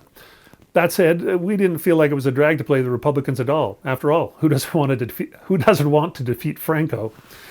There is a vassal module for the game, but it's based on the original version, so it has the old artwork. Here's hoping Devir or a fan updates it to the newest graphics. Okay, interview number 2, Maurice Suckling. Maurice is a designer with a few games out. In my collection, I have his Freeman's Farm game from Worthington, as well as his new Operation Barclay from Salt and Pepper. But as well as being a designer, Maurice is also a student of ludology and a professor of the same. For a course on game design and theory that he teaches, he couldn't find a textbook that exactly fit what he wanted to discuss in his class, so he wrote his own. Paper Time Machines was published earlier this year, and I heartily recommend it. And not just for designers, but for anyone interested in the history of war games and taking apart the different tools in a designer's toolbox. As a designer, Maurice is on the leading edge of looking for ways to design games where the mechanics reinforce the theme or action of the game. Here's our discussion. Hello from San Diego. I'm here with Maurice Suckling. How are you doing, Maurice? I'm quite well, thank you. I'm delighted to get to talk to you today, not least because I just finished reading your new book, Paper Time Machines, which I loved. But also, it was we got the lovely chance to play a game together yesterday, and that was pretty fun as well. We were both losers at Virgin Queen. Everyone was a winner, Grant. We all won. that may well be. For anybody, for people who don't know, you've got your design credits are things like Freeman's Farm and Chancellorsville with Worthington, Operation Barclay. Do you have another game with Salt and Pepper? Yeah, no. So almost everything I've done so far has been published through Worthington, Freeman's Farm, as you said, and Chancellorsville, 1863. I also did a game called Hidden Strike, American Revolution with them, and a game on the Siege of Malta, 1565. Right, yes. And also, most recently, Crisis 1914. And then with Salt and Pepper Games, Operation Barclay has just come out. Is the only one, yeah. Yeah. I don't know why I thought Crisis 1914 was a Salt and Pepper game for some reason. Just because I haven't played. Right. I was hoping to play it this weekend, but I haven't managed it yet. Well, let's get to the games later. Let's talk about your book first, because it's kind of fresh in my mind. The book is Paper Time Machines, and it seems like you kind of do 3 things in the book where you talk about what war games are, what their components are in a way, how they're made, and then a section on how to make one if you're a first-time designer. And the other section was you've got a lovely section on the history of wargaming, which was like that's kind of a pet interest of mine. I think it's like lots of people my age, and it was like, oh, there's a couple of things in there that I didn't know. I loved reading that section for sure. What was you're an academic, Right. So, and the first part of the book particularly reads very much like an academic book. You're very scrupulous about crediting where you got every piece of information. So it feels like that. But what was the impetus of writing this book? So I wanted to put a course together for students, actually targeted at graduate students, at masters and doctoral students, on historical simulation board games. So that was the impetus, and as I started looking around, there was a lot of disparate information, and I realized that I just didn't see it very likely that my students were going to do the sort of expanse of reading across the different sources that I had in mind, or I was thinking, well, I'm going to end up doing a lot of collating work to try and put things together in a coherent way for people who might have no understanding of this world at all. So then I realized, well, I'm probably far more likely to be successful in my intentions with that course, to kind of introduce the topic and get people designing their own games if I put something together that would be a single volume that I could say, okay, that's basically the blueprint for the course. So as I started thinking about that, it became clear to me that I really needed to be thinking in those kind of verified ways that you talk about. So really there's 5 sections, 5 parts to the book, and one is context. So before we kind of talk about how do you make these games, I wanted my students to understand, well, where have they come from and what exists already? And part of that context is not just about the history of the hobby, but it's also about, well, what do we even mean by simulations? What does that, it's very easy to use those words, but it's harder to kind of be more defined about Yeah. So, I mean, it's a fraught rabbit hole talking about what's a simulation, what's a model, what's a war game is like. Right. It's a sinkhole. But and I wanted my students to at least grapple with it and to understand that, well, maybe there weren't easy answers, but they needed to contextualize the work that they were going to do. And that's also part of that, is thinking about, well, what do we mean by critical design and ways of sort of getting people to be more self-conscious about, a game is not just a game. A game is always a piece of culturally and historically contextualized. It's an argument whether you mean it to be or not. It's a piece of art, whether you mean it to be or not. And it's an argument. It's saying something. So just like a novel has got a point of view. Right. But you think you're just telling a story, but there's more than that. Yeah, and what is even just a story. So I wanted my students to embrace that, and then just to kind of run through briefly the other 5 parts. So first part is the context. The second part is, well, what are the basic tools and processes that are involved in the making of these sorts of games. And then the third section is looking more explicitly at what I call war games, games that are really interested in modeling, simulating military operations. And then the fourth section is a series of case studies that looks at games that I don't really think of as being war games, but they're what I call historical board games. They're interested in modeling other aspects of history that aren't expressly to do with military operations. And then the fifth part is looking at some of the selected topics that we are likely to interact with when we think about board games in a critical way, ways of thinking about games as contributors to an argument about post-colonialism, for example. Yeah, we have a very topic that's been at the top of people's mind for a couple of years now. Right, and so that section. I suppose I could have written a book about that whole section, but that wouldn't have really helped people from a practitioner's perspective. So I wanted to get my students over the line there and help them. The idea is that they're going to make their own games. Right. Yeah. And and to go back when you were talking about an earlier section when you were trying to, in a way, define.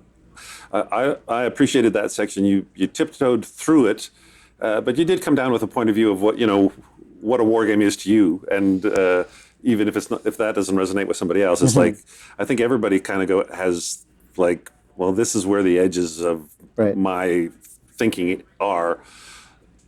As blurry as it might be, but everybody's got some edges on that, and yeah, that's good. You don't back away from it. One of the things you talked about there was, or in the book, that when you talked about what it goes in and what stays out, what makes something purely a war game or not, and politics is a big thing. We're seeing more and more political games, or we're seeing war games with political aspects. And I always think of politics are really easy to put in a game that's at the strategic level, where we're talking about country, and the farther down you go, it feels like they're harder to put in, or they feel shoehorned in. But I was talking to Justin Fassino today, and he mentioned how the Levian campaign game is really at the operational level, but those games they're filled with politics. Yeah. So that shook my thinking quite a bit. You like to see politics represented in the games. I think that's got to be your point of view. Yeah. Well, I suppose just backing up a moment from there, I would say that a a game that expresses no view in politics is still a game that's expressing a view in politics. Right. So the lack of politics is still a political perspective. And for various reasons in our hobby, those strategic and operational level games that we saw in the 70s and the 80s often excluded that political dimension, which, like I said, is still a way of expressing something. It's sort of expressing a kind of,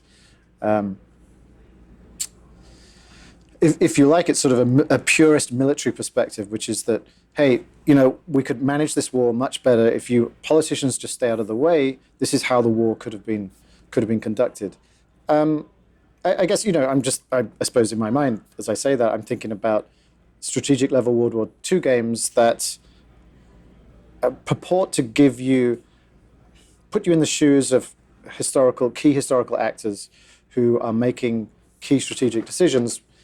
My point of view is that if that game is ignoring the fact that Roosevelt has an election to win midway through the war, or might even have some difficulty beginning to prosecute the war if Pearl Harbor doesn't happen, that has, to me, very resonant ramifications in terms of your view on not just politics, but also determinism. So if you have a game that's saying, well, it doesn't matter what you do, Italy's always going to come into the war in the end of 1940, that's not at all respecting the fact that, well, that's contingent on what happened in France. Yeah, if France hadn't been such a walkover, I mean, the way it went, it was like Mussolini was just like, okay, I want in on the coattails of. Right. So a game that says, look, here's the timetable. You can look ahead. Here are all the times, the dates in which certain powers are going to activate and become belligerent.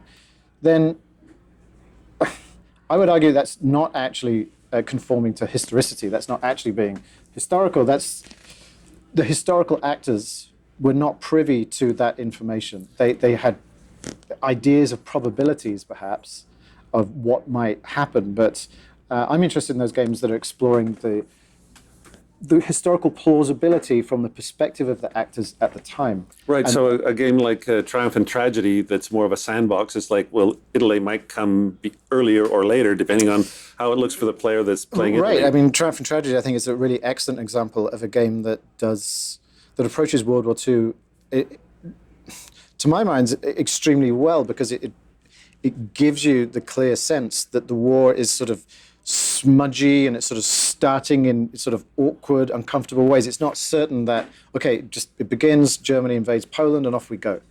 And I've played some of those games in my youth and enjoyed them, but I felt that they really are not interested in the more complex and fascinating dynamics of history and how things are contingent and probabilistic rather than certain. Yeah, it's funny because I think there's more and more people in our hobby now that they want to see why something happened, whereas the hobby has a history of just showing what happened, and I think that's what's opening it up a little bit to go like. If you take a Civil War game, we're seeing in some games like there's pressure on sometimes on what the Union does because Lincoln has to win the election in '64. So right. The game can put pressure on you to have a victory that he can take to the polls, whereas before it was just like you just go through the years and see what happens, right? Yeah, to me, this is really exciting. This is a deeply welcome development, and it's not quite the same point, but I think some of what is coming into the hobby is bringing it in from Eurogames, which is facilitating our ability to think about modeling other things beyond just purely kinetic conflict. Well, sometimes too, I think it comes, partly it's like game design sometimes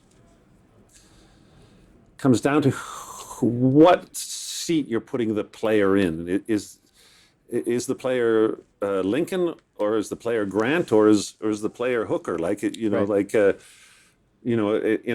a battle game, say if we're just going to do Gettysburg, maybe there's less political considerations if we're already there. But if we go out a little bit, then we look at, well, why are we even fighting at Gettysburg, right? Where those questions become fuzzier and maybe more political. But the closer we get to tactical, the more it still seems to go away a little bit in my mind. Yeah, no, I think that's true. I mean, ultimately, when you're creating a game and you're attempting to model some situation, you always have to focus on certain areas, which means that other areas are going to become defocused necessarily. So I don't quite know how you would do a tactical level Gettysburg game and leverage a great deal of politics in there. But I mean, certainly Meade needs to put up some kind of stand. Yeah. And Lee has his own agendas and has a certain... He needs to not lose face. And there was something about him that, like, he felt like he needed he needed to win. Longstreet was telling him he had, let's retreat, and it was like, no, there was something driving him to say, we're staying and we're doing this. Yeah, I mean, and that could also be to do with his own sort of sense of infallibility, his own sense that that his army was not beatable. So I don't know, but. Well, moving on from that, when you were starting to talk in the book about all the different things that you had to consider, and I love seeing you mention Rachel Simmons' games when you were talking about. I'm a big fan of area movement games. Going back to Courtney Allen's Storm over Arnhem. It's not that I don't like Hex Encounter, but I love area movement. But she does something different in that you're not just in the areas, you're on the edges of the areas and the approaches, and does that wonderful thing, like if the areas don't all have to be the same size, the size of the areas represent basically how long it takes you to get across. So if an area's got like really difficult terrain, you make it a smaller area. Yes. Yeah. And I think that critics of area movement kind of miss that. And they think that there's no maneuver. Like, that's a big thing I always hear about people complaining about area games. There's no maneuver. I don't think you can say that about Napoleon's Triumph or the Guns of Gettysburg. Those games are just filled with maneuver. Yeah, it's certainly those are innovative games. She's bringing something new there. I mean, maybe that's true that area control games do not, on the whole, afford you a great deal of maneuver. But then that's not what they're mostly for. Rachel Simmons games are, they're an exception in that regard, where they do afford that. But mostly they prejudice other kinds of designs. There's, imagine a coin game on hexes. It would be awful. So because that's not what it's designed to do. The system is designed to focus and shine a light of attention on certain aspects of the conflict. Well, that's I think one of your games, Freeman's Farm, that's almost got no maneuver, right. But that's from the point of view of there was no maneuver. There was almost nothing. Yeah, there was one attempted flanking maneuver by the British which failed, and that from a maneuvers perspective, that was the end of the battle. And that was, to me, that was an interesting challenge as a designer. How do you make that battle at all interesting from a player's perspective? And so for me, I thought, well, it clearly isn't really about maneuver. It's about cohesion. It's about retaining the morale and your ability to fight against the enemy and to coordinate your forces. So it's a game on tracks essentially, but it's not about can I move around the flank of a force or not, surprise someone. Both forces know where each other's are pretty much. So I shifted the focus onto something else. Yeah, I found that really interesting, and it's funny you say it's a game on tracks, because it's like, that's probably true, but the way you've laid it out, I don't feel like it's a game on tracks, even though units can move forward and back, and that's about it. and there's all the Yeah, whole no, thing almost, about the morale. almost never move back, I think. Yeah, that's right. Just up and then either succeed or fail. Yeah. But it doesn't. When I think about a game on tracks, that makes me think of the State of Siege games and Right. that sort of thing. It's like, which is, God bless them, they're fine and they sell really well, but it's just not my thing. Mm-hmm. But I hadn't thought of your game as being on tracks at all. I'm going to get that out of my mind because I don't even want it there.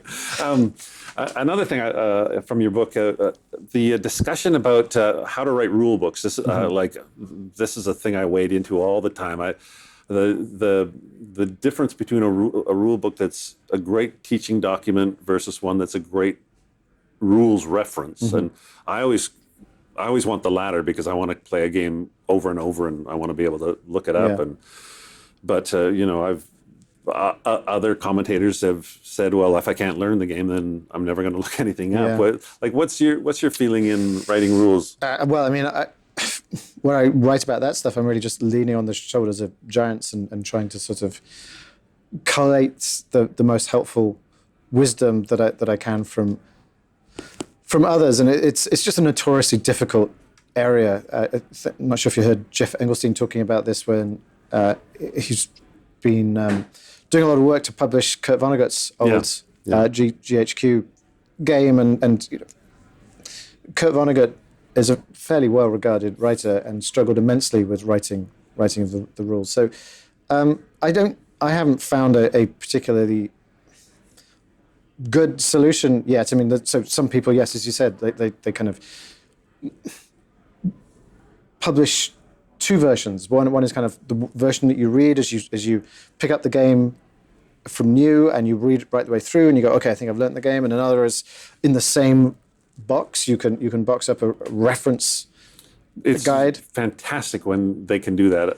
How to play and then a reference. That If every game could do that, yes, it would be heaven. So that's something that I haven't done yet, but I'm certainly looking to do in future. And people, some of the kinds of advice that you hear from people is, well, none of this is kind of astounding, but still, it's all potentially useful. Is, well, give your rules, give them a blind read. Give them to someone who, when they're doing a blind test, when they don't know the game and you're not there to kind of help walk them through it, give them the rules and step away and see what happens. And I would like to see that happening more. I'd like to see it happen more in my own games too. And just, you can catch a lot of things that way that might be all too obvious to you as the designer or the publisher, but you realize that, oh, you missed something. maybe quite well. obvious. I see it missed in older rule books lots. It's like sometimes they'll leave the victory conditions to the last thing because you're going to figure out who wins at the end. But it's like, well, if you don't put the victory conditions right at the beginning, I can't put the rules in any kind of context because I don't know what I'm trying to achieve. I need at least a vague idea of what it is I'm trying to achieve. Yeah, I think it's so fraught because games are complex, intertwining systems. So in order to understand the whole system, you need to understand all of those various disparate aspects of that system and how they interact. Well, how do you understand that? Well, you start explaining the system. So you start individually. Well, how do you do that? So then you start explaining, well, let me explain some concepts. We have movement. So there's sort of no very good, there's no ideal place to start, because even if you say, okay, let me explain the victory conditions, you need to have X number of Y points by Z time. And, well, I don't know what those kind of points are and where do they come from? How do I get more of them? Yeah. So it becomes sort of a rat chasing its tail that you're like, well, I don't know, kind of, I've just got to start somewhere and then somehow stitch it together. Yeah, and I guess, everybody bounces off a different sort of style depending on, what they like. Yeah, right? You can see it in Let's Play videos, and thank goodness for them. But you can see that the people who do those, there's no set template that exists right across that form. People come at that with different sorts of approaches themselves. So you can see that it gives you some idea of how difficult it can be for the rule writers.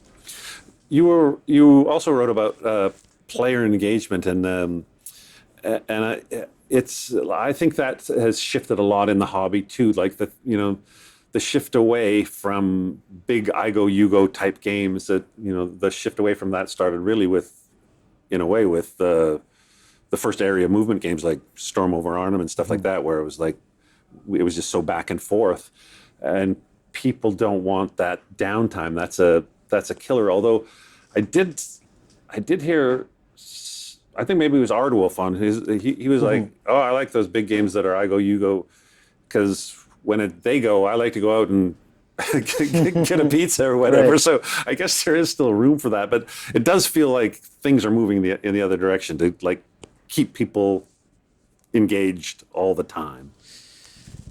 Yeah, well, I mean, it's a broad church, and there's lots of people in the hobby, and lots of people come at it with their own different perspectives. We do know that from Eurogames, there are certain kinds of elements that we have in games now that are more pervasive, far more pervasive than they used to be. Things like reducing downtime is something that we see in the mainstream board games space, and we see things like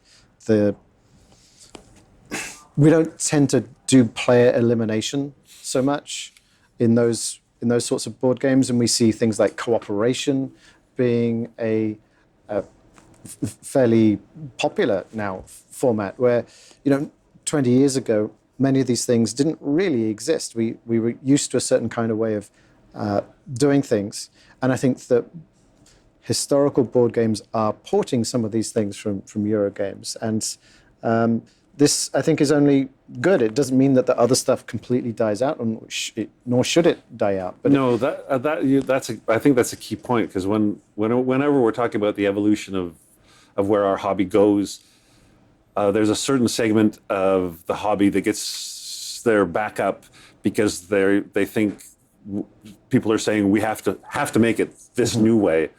But what we're really saying is this is a new way we can do it in addition to the old way. Yeah, that's my view. It's not a zero-sum thing. It's not a zero-sum thing. There's just, why not have lots of different streams all running in parallel, as there are just many more different kinds of things. And I don't even think it's the case that, at least in my case, it's not that there's one type of game that I want to play. I maybe have a preference for certain types of games, but the fact that there's a rich palette of options is part of the joy for me, and part of what keeps it interesting. So I absolutely don't want it to be the case that we only see a certain type of game, a certain type of design. I like the fact that we have many different types, and I guess through the market we'll discover how popular or more popular some of these are as opposed to some others. But that's kind of by the by. You'll find your own way through that.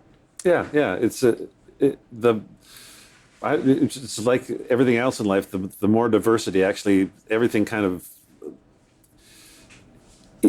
affects each other. Like it becomes this big stew that, the card-driven games started in our side of the hobby. They went over to Euros, and Euros took them and made them into something else that I find sends it back into war games, right? Yeah, it's a constant conversation that's keeps things in flux, and you keep picking stuff up from certain areas, and then you're adapting them and sending them back, and they get adapted and it's come back, and all of that is, to me, just makes everything richer and more just much more interesting. Because deeper in a way. Is in the player engagement section of your book, you also talked about like being careful not to be too difficult or too easy, and that's I suppose that's a sweet spot that varies from player to player.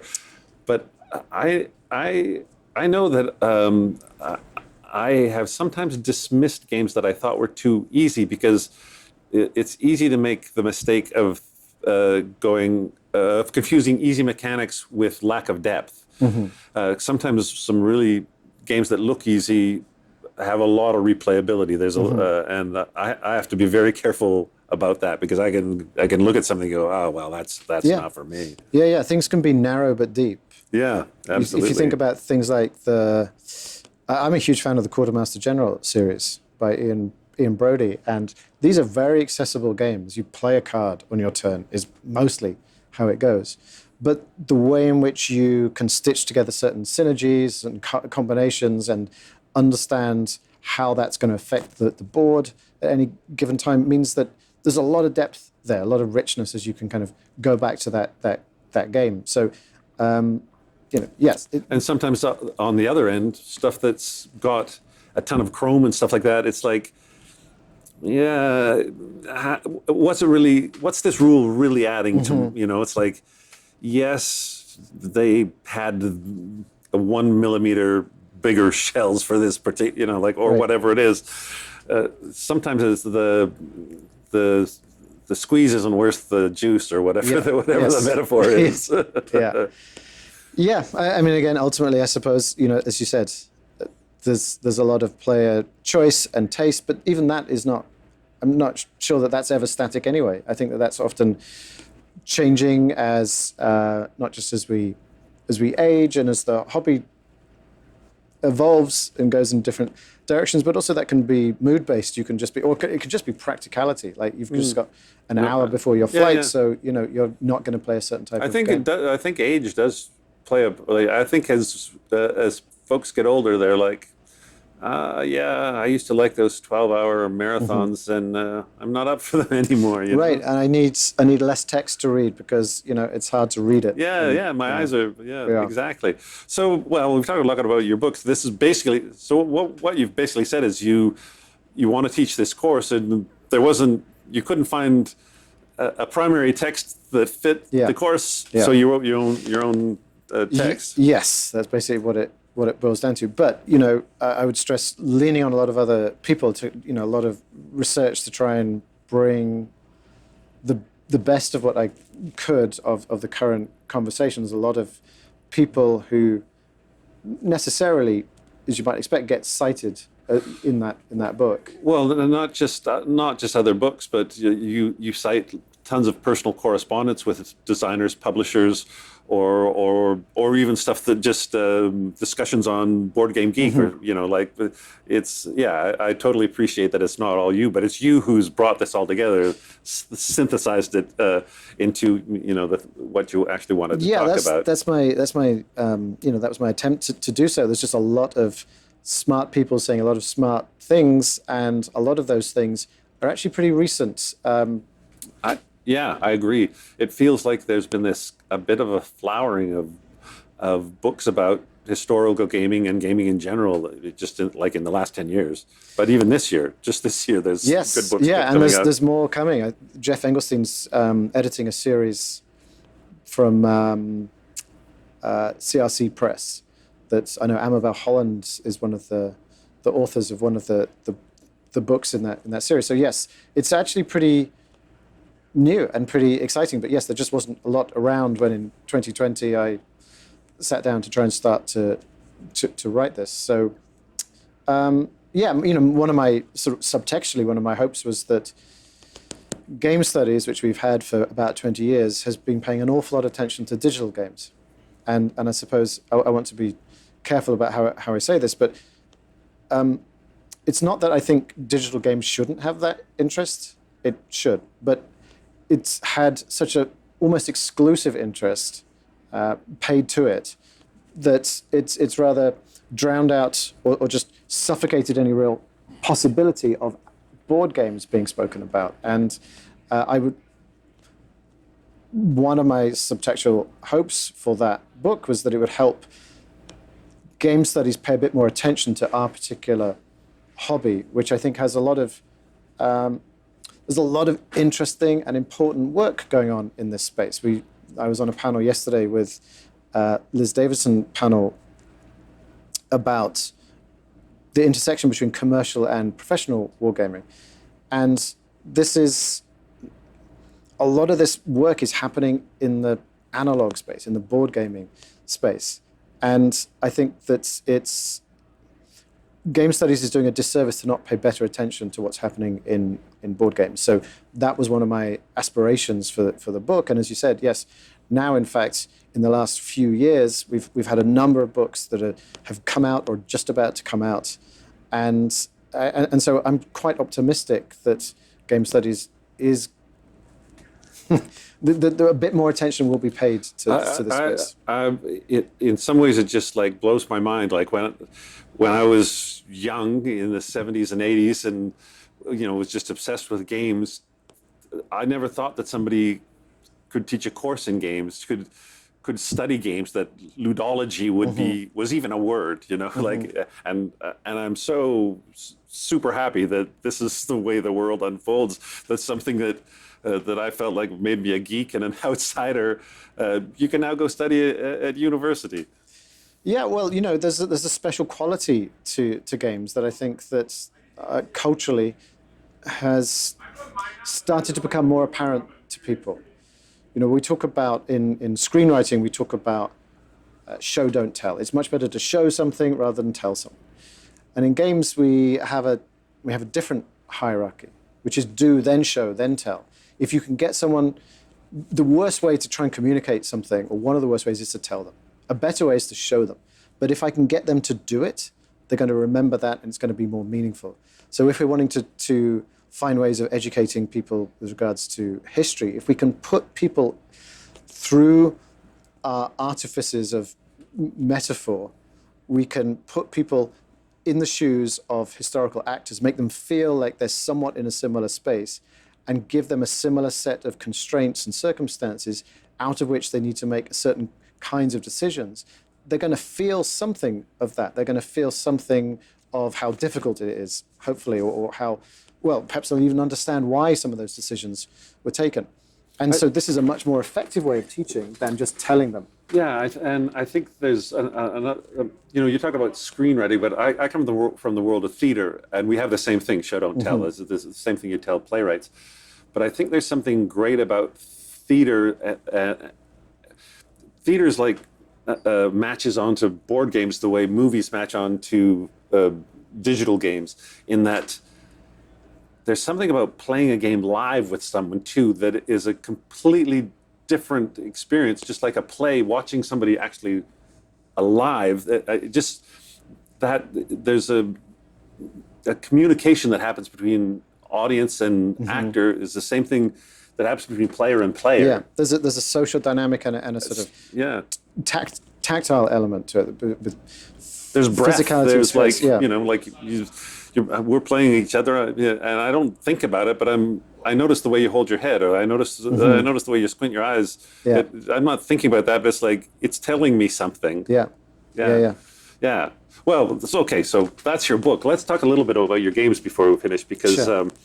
I know you got a new one that you've been showing here, but we talked about Freeman's Farm. And I've just the last one I played of yours was I just played Operation Barclay, which I had a gas with. For anybody who doesn't know, this is set in 1943, and it's kind of based around sort of the Operation Mincemeat thing that the British did to confuse the Germans about where the invasion into Italy or Sicily was going to be. Yeah. And you've made a whole game about the Germans trying to figure out what's happening and the Allies trying to obfuscate it. Yeah, so it's beginning of 1943. It's the Mediterranean, and Operation Torch has worked out very well. The Americans are in North Africa, and the British are in place in Egypt, and sort of squeezing the Axis armies in Tunis. And the question is, where are the Allies going to go next? And Churchill says, the soft underbelly. He says, in the movie Operation Mincemeat, they give him the line, any fool with a bloody map can see it's going to be Sicily. And so the Allies have decided, for various reasons, Churchill not least of all being the reason, to attack Sicily first. And it does make a great deal of sense to attack Sicily, given Axis air cover. The problem is that the Axis are pretty sure that the Allies are going to attack Sicily. And they also have the Allies through Ultra, through breaking the Enigma codes, know that the Axis know that it's Sicily. And they also know that the Axis know that the Allies are going to attempt to confuse them, and so disinformation to make them think that it's going somewhere else. So this is a huge challenge for the Allies' intelligence. So if they actually think they're going to be played, yeah. then anything they get, they don't know if they're being played or if it's like a double level of being played. Right. If So this is the high risk. So Operation Barclay is kind of the term for the whole kind of disinformation campaign over those 6 months before the attack, Operation Husky, on Sicily. Operation Mincemeat is a subset. It's an aspect of that. Where, as you said, it's there was the movie, and before that Ben McIntyre books, and before that the Man Who Never Was, and so on. But yes, the idea is they're going to float a dead body off of the coast of Spain, and in that dead body, it's going to look like a major. There are going to be plans that make it look like the Allies are going to attack Greece. And so it's this huge risk, because if the Axis pick it up and realize, oh, they're trying to tell us it's Greece, but clearly we know that that's a ruse, so therefore it's now even more likely that it must be Sicily, then the whole thing's not going to work. So it's quite a delicate operation. It takes the whole Operation Barclay takes 6 months. That Mincemeat takes a great deal of that time. And it's one of the kind of ruse de guerre that the Allies are playing. There's all sorts of things like fake armies. radio and things that are meant to be intercepted. And a fake British 12th Army, which doesn't even exist. And the Axis keep expecting it to land. And in fact, but also they're trying to, the Allies are also trying to make it clear that they hold on to some of that information, the British 12th Army in particular, for when it comes to D-Day, so that they don't want the Axis to know that they have broken the Enigma codes. Absolutely, yeah. That was a huge challenge all the way through the war, of like using the information, but sometimes not using it because it'd be clear that. Right. Yeah. So this is an example of it's an aspect of military history, but to me, I don't really define that as a war game, because it's not primarily concerned about the execution of military operations. It's about military intelligence operations, and you can see if you've played it that a number of these mechanics are coming from other sources. They're not coming from war game conventions at all. Yeah. Well, the big. The metaphor, for lack of a better word, is poker. The bluffing. Because I think the genius part of the game. I mean, I'm not saying anything wild here, but it's not having the best hand. It's betting on. You can bet on the other guy having the best. You get more points for guessing who's going to win any hand than you get for winning the hand. Yes. Yeah. So that was the key for me when I understood I could find a metaphor for it. I didn't really, I wasn't sure how to do it until I kind of sort of realized that I didn't have to portray it in a literal way. I could find a metaphor for spreading disinformation and appearing to show something that really you weren't, or maybe unless you were double bluffing. Yeah, and then double bluffing is definitely a part of that game. Yeah, it's I don't know. When a game has a mechanic that feels totally related to what's happening, that's when I'm most satisfied with a mechanic. Right. Like that. Like having that as the metaphor is like, well, once you play, you go, well, this makes sense. It's, probably Maurice Suckling didn't have to come up, like, you probably just hit him, like, it's so obvious once it's there. Right. Yeah, because it fits so well. Right. Yeah, and it just wasn't obvious to me. No, of to course begin not. with, Yeah, no, whenever something is like a really good idea, it looks obvious in retrospect, but if it had been, we'd all have done it ahead of time. Yeah. And then the game, the 1914 Crisis 1914. Tell me about that game, because I haven't got a chance to play it yet. Yeah. So that is a game many decades in the making. I'm super interested in the start of World War I and how it came to be, and it took me a long time, mostly with the game in in shoeboxes as I kind of put it away and couldn't figure out how to do it. But I was interested in making a game that wasn't a war game. It's really a game about not starting the war. It's a game about making sure that the war doesn't happen. And so you are attempting to push the prestige of your own particular nation. But every time you do that, you're risking war. You're risking pushing your opponents into a situation where they mobilize. And in this game, if they mobilize, you lose. It's your fault. You started the war. Yeah. Well, and I think it's like a really rich setting, because the dominoes that had to happen to end up, it feels like that's been discussed and analyzed for decades and decades and decades.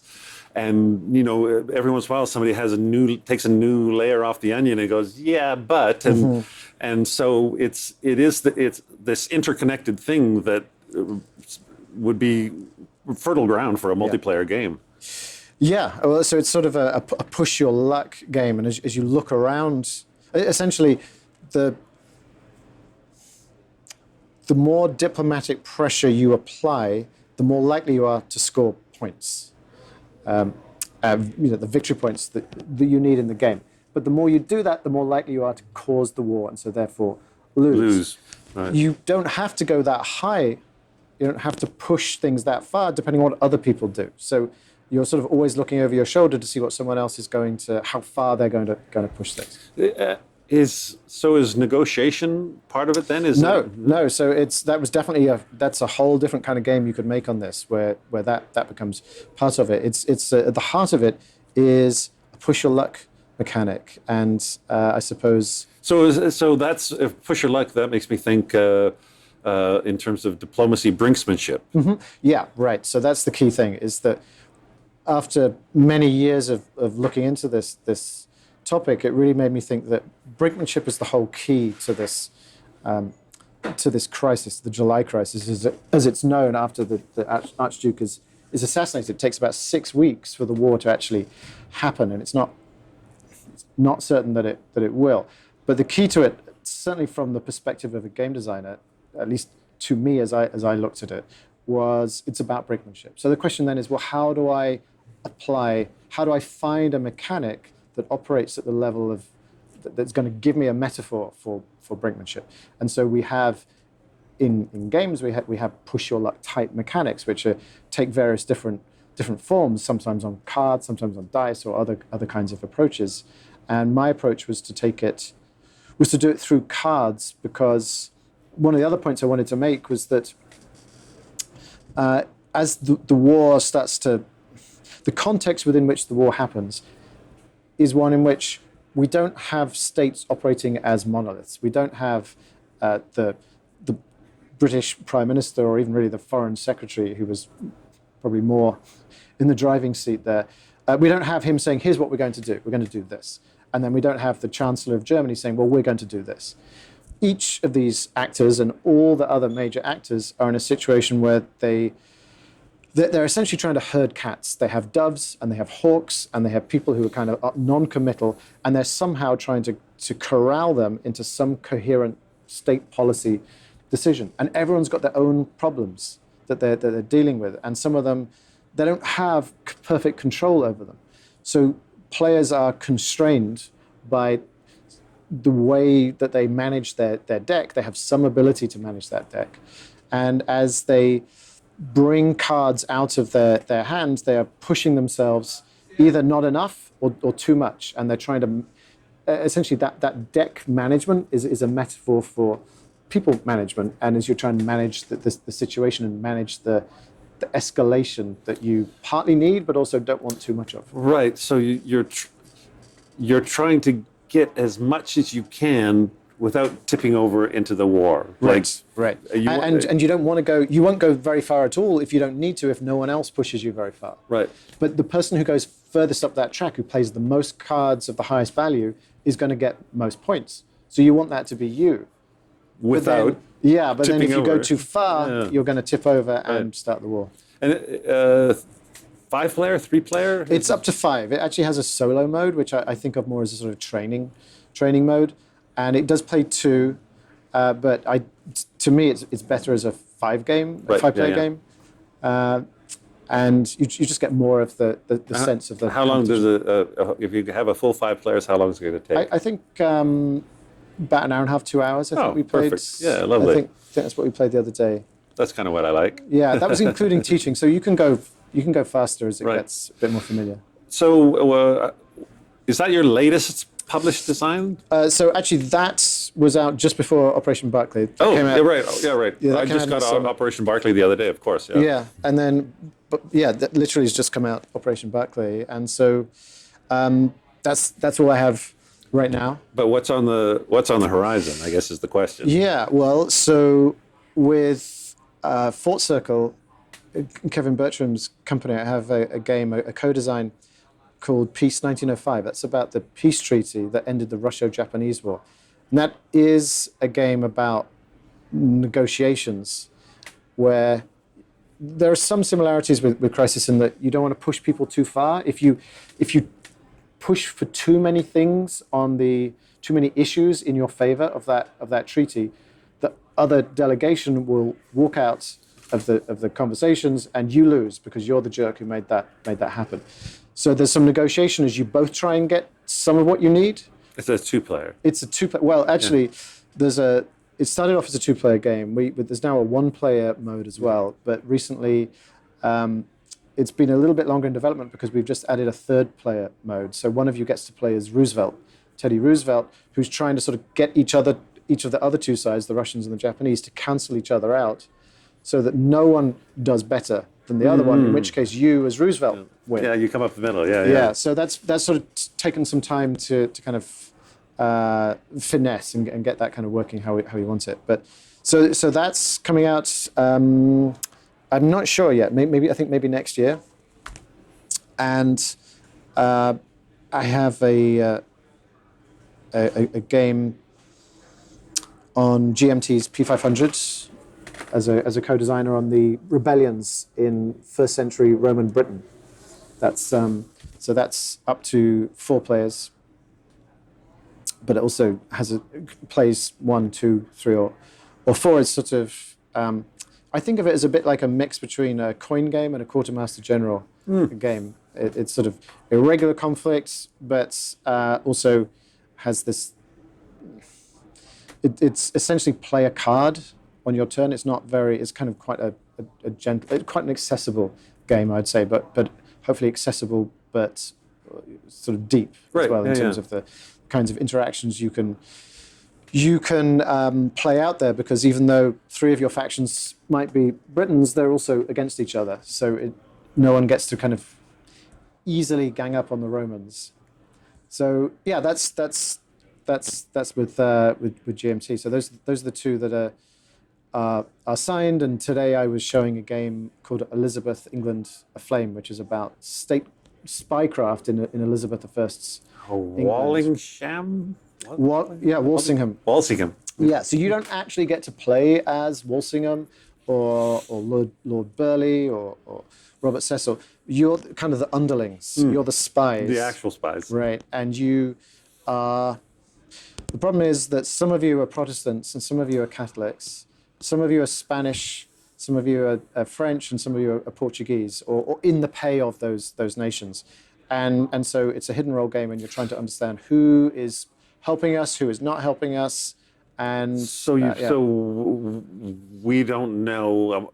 It's hidden whether you don't know if the other players are Protestant or Catholic or yeah. And even if they're Catholic, they start off wanting the same thing as the Protestants. But if Elizabeth gets excommunicated, well, that changes their agenda. And the Portuguese agent, if there is one in the game, starts off wanting the same as the Spanish agent. But if it becomes possible that the Portuguese monarchy is restored, then the Portuguese don't want the same as Spain. They want the same as the English Protestants, who are the ones who've got to help that monarchy become restored. So it's kind of shifting roles. But also the thing I'd add about that is that you also have the ability to change your role and also to persuade other people to come and join your faction. But it's all done kind of secretly, not away from the table. It's all done at the table. It's just done with card play and certain cards not being able to be revealed at certain times. And so I'm sort of deep into development of that sounds fantastic. Yeah. It's a little different, and you get to play as Christopher Marlowe. Yeah, right. Yeah, good. That's fine. I'll sharpen my quill and start writing. Well, it's been a treat to meet you, to read your book, and to play with you yesterday, Great. and to talk to you today. So thanks very much. It's been great. And good luck with all those games. I can't wait to see them all. Thank you. Take care. When I was in university, I'm pretty sure there's no such thing as a course in game design or theory or history or anything else that related to the games I love. Kids today, I'm jealous. And before I get angry emails saying I've pronounced Maurice's name incorrectly, hold your fire. Here in Canada, as well as in England, where Maurice is from, that's how you pronounce it. Same as you'd pronounce Morris, Morris. But in the US, they're determined to pronounce it like the French, with the accent on the second syllable, Maurice. Much like they pronounce Bernard wrong. Again, going with the second syllable, Bernard. It's Bernard Montgomery. I know. With the second syllable, Bernard sounds fancy that way, but it's just Bernard back in England. As Mr. Suckling now lives and teaches in the US, he's given up correcting people on how to say his name and is happy to answer to the American pronunciation, but I'm not ready to give up yet. And I still spell gray with an E. Some things have to be maintained. All right.